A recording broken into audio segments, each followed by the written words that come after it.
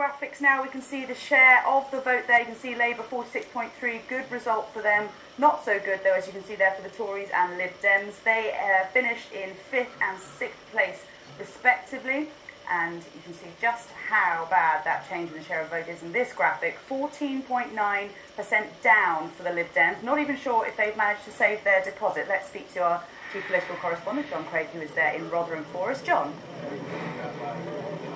Well, my understanding is that the Lib Dems lost their deposit, but the Tories saved theirs. I think that's correct.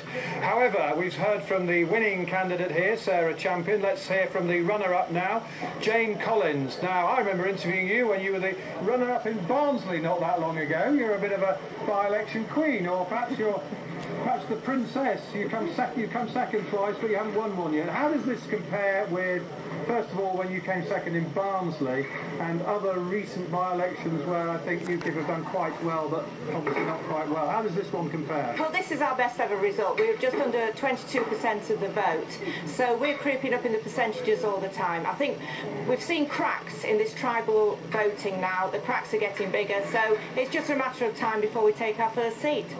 Do you really think you can take a seat under first past the post? You've won seats in the European Parliament, including your leader, Nigel Farage, who's here tonight, under the PR system, but not under first past the post. I think we can. I think if this election had been a little bit longer, we would have won it. You might, I suppose, also, there have been fewer candidates. There were 11 here.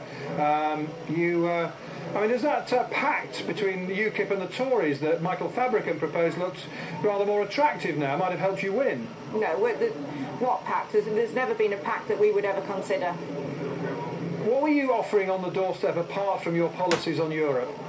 I think we were looking at trying to help with the open door immigration system, which is putting pressure on the unemployment. I mean, the youth unemployment in Rotherham is very, very high. People are awfully worried about it.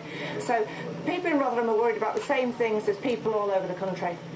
What do you think of Mr Cameron's claim that the Liberal Democrats are, sorry, not the Liberal Democrats, the UKIP are, in his words, fruitcakes, loonies and closet racists? And indeed your leader's very cross that Mr Cameron has not apologised or recanted from that remark in recent days, particularly the row over fostering here in Rotherham. I think Mr Cameron has done himself no favours over his attitude to us in the last few days.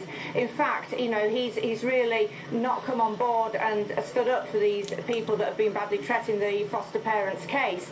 So as far as I'm concerned, I don't think an awful lot to him at all. What do you think? What do you say to those Labour people who say that the fostering row was a bit of a UKIP stunt? No, it wasn't.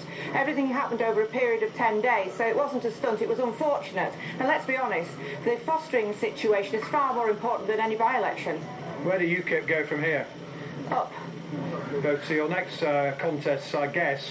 We don't know about by-elections, obviously, but European elections, is that your next big contest? What about local government elections? I think the European elections will be extremely good for us again this time, and I think we will find that we will get substantial amounts of local candidates in when we have the next elections. What will happen to UKIP if Mr Cameron promises an early referendum on Europe? I think we'll continue to grow, because Mr Cameron's promises mean nothing. And but if he promises a referendum, say, before the general election, a lot of people will say, well, don't need to vote UKIP now. Well, I think he's gone back on his word. Well, if you look what he's done with the Leveson inquiry, so I don't think anybody's going to believe him, whatever he promises. And what about you? You've now have you stood in 2 by-elections or more than 2? No, I've stood in 2 by-elections. And presumably you'd like to stand again and perhaps win next time? I would. I don't think I'm going to be leaving Rotherham. I think I'll stand here next time. Really? Is that a pledge? Yeah, I would say that it would always be a pledge, yes. Ah, right. I'm not going to abandon Rotherham. There we go. Well, thank you very much. Nice talking to you. There we have a politician who's made a pledge just after this election. She says she